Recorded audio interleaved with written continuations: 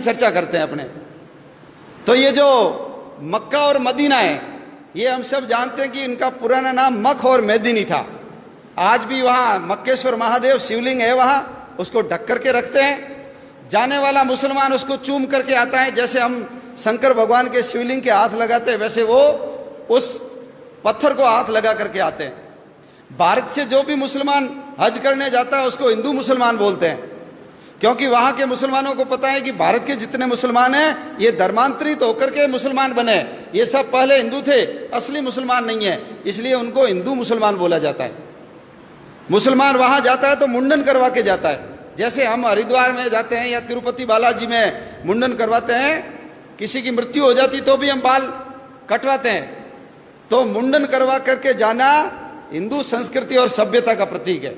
हमारे संत जैसे बिना सिला हुआ कपड़ा पहनते हैं वैसे ही वो कपड़ा पहन करके वहां जाते हैं, उस बिल्डिंग के चारों ओर परिक्रमा करके आते हैं, जैसे हम मंदिर में करते हैं। दुनिया की सारी मस्जिदों के ऊपर गुंबद है, लेकिन मक्का की मस्जिद के ऊपर गुंबद नहीं है। वो हमारी पुरानी संस्कृत वैद्यशाला थी, बच्चे पढ़ते थे वहां, आचार्य उनको सभी प्रकार के ज्ञान देने का काम किया करते थे। हरिद्वार से जैसे गंगा जल भर करके लाते हैं वैसे मुसलमान वहां से पानी भर के लाते हैं, उसको अब्बे जमजम बोलते हैं। ये हमारी पद्धति है, लेकिन वो हमारे हाथ से चला गया। उसके पास में एक देश है ईरान, उसका पुराना नाम आर्यन था। 80% जाट और 20% ब्राह्मण रहते थे, वो सारे धर्मांतरित होकर मुसलमान बन गए। एक देश है अरबिस्तान, पुराना नाम है अरवनिस्तान। अरवन संस्कृत में घोड़े को बोलते हैं, अरबी घोड़े बड़े प्रसिद्ध थे।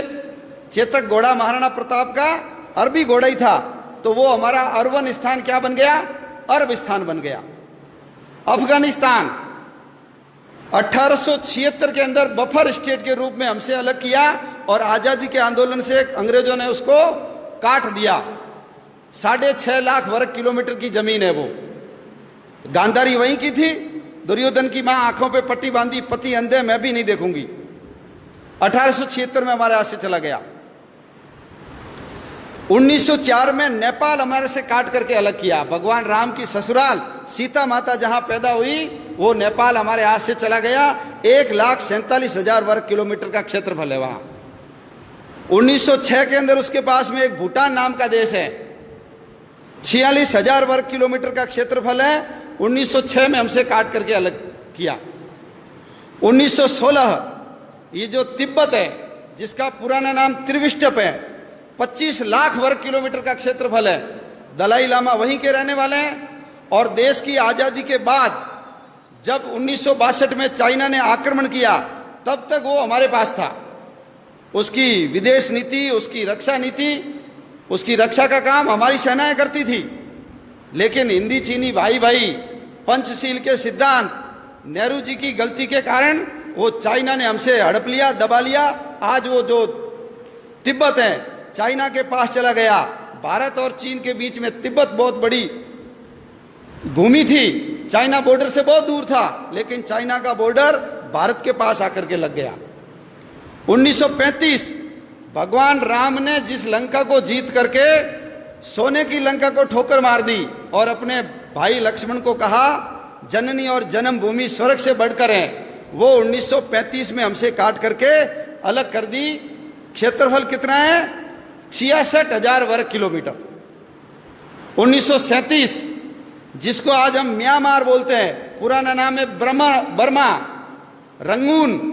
याद करो, काले पानी की सजा के लिए सबको पकड़ पकड़ करके वहां ले जाते थे और सुभाष चंद्र बोस ने आजाद हिंद फौज बना करके जो हमला किया था, रंगून अपने कब्जे में कर लिया था। वो बर्मा हमारे से 1937 में अलग कर दिया गया। बर्मा का क्षेत्रफल भी 6,70,000 वर्ग किलोमीटर है। 1947 आ गया। 1947 में ये जो बांग्लादेश, उस समय उसका नाम पूर्वी पाकिस्तान था, 1.5 लाख वर्ग किलोमीटर। और ये जो पश्चिमी पाकिस्तान 8 लाख वर्ग किलोमीटर, 9.5 लाख वर्ग किलोमीटर की जमीन 1947 में हमसे काट करके अलग कर दी गई। बहुत पवित्र स्थान हमारे हाथ से चले गए। सरस्वती नदी गई, जिसके किनारे सारे शास्त्रों की रचना सारस्वत ब्राह्मणों ने की, वो हमारे यहाँ से चली गई। झेलम नदी चली गई, जिसके किनारे पर पौरस ने सिकंदर के दांत खट्टे किए थे, वो झेलम नदी गई। सिंधु नदी चली गई हमारी। हमारे 52 शक्तिपीठों में से एक शक्तिपीठ है हिंगलाज माता का मंदिर, वो हमारे हाथ से चला गया। शंकराचार्य ने जिन पीठों की स्थापना की थी, शारदा पीठ, वो हमारे हाथ से चली गई। जहां यक्ष और युधिष्ठिर के संवाद हुए थे, वो कटास राज, वो भी हमारे हाथ से चला गया। नानक देव जी जहां जन्मे, नानक देव जी जिसने बाबर को जाबर कहा और बाबर को बोला ये पाप की बारात है, इतने अत्याचार किए थे बाबर ने, मस्जिद को घुमा दिया, ऐसे नानक देव जी का ननकाना साहब हमारे हाथ से चला गया। पंजा साहब, जहां वली कंधारी ने उनके ऊपर बहुत बड़ी चट्टान लुढ़काई थी, हाथ लगा करके रोका, आज भी उसके ऊपर पंजे का निशान है, हमारे हाथ से चला गया। हमारा शालीवाहन कोट, जिसको आज हम सियालकोट बोलते हैं, वीर हकीकत राय को जहां फांसी पे लटकाया, हमारे हाथ से चला गया वो। तक्षशिला का विश्वविद्यालय, चाणक्य जैसे शिक्षक और चंद्रगुप्त जैसे शिष्य जहां पढ़ते थे, वो हमारे हाथ से चला गया। हड़प्पा और मोहनजोदड़ो, सबसे पुरानी सभ्यता के अवशेष जहां पर है, वो हमारे हाथ से चला गया। हरि सिंह नलवा, बच्चे रोते थे तो मां कहती थी चुप हो जा नहीं तो हरिया आ जाएगा। हरि सिंह नलवा ने पठानों को पीट पीट करके ये सलवार पहना दी, मुसलमानों को महिलाओं की ड्रेस पहनने के लिए मजबूर कर दिया। ऐसे हरि सिंह नलवा का जन्म स्थान हमारे हाथ से चला गया। महाराजा रणजीत सिंह की समाधि लाहौर में, लाहौर वही लाहौर है जहां जिसको भगवान श्री राम के बेटे लव ने बसाया। पुराना नाम लवपुर था, अभी उसका नाम लाहौर हो गया।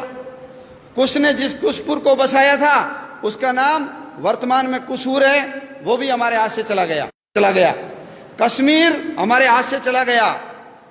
2,22,000 में से 1,21,000 वर्ग किलोमीटर की जमीन पाकिस्तान ने ले ली, कश्मीर हमारे हाथ से चला गया। 1962 में चीन ने जब आक्रमण किया तो 35,500 वर्ग किलोमीटर की जमीन चीन ने दबा ली। और 1990 में 3 बीघा जमीन तो हमने पाकिस्तान को दान में कर दी। समुद्र तट के अंदर बसा हुआ मालदीव 3,000 वर्ग किलोमीटर का क्षेत्रफल है, वो मालदीव भी हमसे अलग हो गया। अंग्रेजों को समुद्र के अंदर अपने बेड़े रखने की जरूरत थी, इसलिए उन्होंने मालदीव को 1947 में ही अलग करके आजाद कर दिया। इतनी बड़ी भूमि, इतने 6 प्रांत हमारे हाथ से चले गए, कुल 62 जिले गए। और जिस समय देश का विभाजन हुआ, हमारे कबूतर उड़ाने वाले अंकल जी जब लाल किले पे खड़े होकर के अपने शेरवानी के तीसरे बटन हॉल में गुलाब की कली सजा करके भाषण दे रहे थे, उस समय पाकिस्तान की सड़कों के ऊपर हमारी माँ बहनों को नंगा करके उनके जुलूस निकाले जा रहे थे। रेलों के अंदर काट काट करके भर भर रेलें भेजी जाती थी, भाला टांग करके बच्चों की एक के ऊपर एक, जैसे सुई के ऊपर फूल डाल करके माला बनाते हैं, ऐसे बच्चों को डाल डाल करके गांधी जी के लिए तोहफा, नेहरू जी के लिए भेंट, ऐसा लिख लिख करके वहां से भेजा जा रहा था। नर कंकाल इधर से उधर किए जा रहे थे और हम गीत गा रहे थे, दे दी हमें आजादी बिना खड़ग बिना ढाल। एक बूंद भी खून नहीं बहाया और आजादी मिल गई, ऐसा उस गीत के अंदर वर्णन है। 12 लाख लोग मारे गए, 12 लाख लोग, 2 करोड़ लोग बेघर हो गए। लंबे लंबे मीलों लंबे काफिले, जितना सामान उठा सकते हो लेकर के चलो। कल्पना कर सकते हैं यदि कल हमको कह दे यहां से छोड़ के सब चले जाओ, इतना आलीशान मकान, इतनी बड़ी दुकान, फैक्ट्री, क्या बीतती है मन के ऊपर। लेकिन यह इतिहास हमको नहीं पढ़ाया जाता, और नहीं पढ़ाने के कारण आने वाले समय में हम देश की रक्षा कर पाएंगे कि नहीं कर पाएंगे, प्रश्न चिन्ह खड़ा होता है।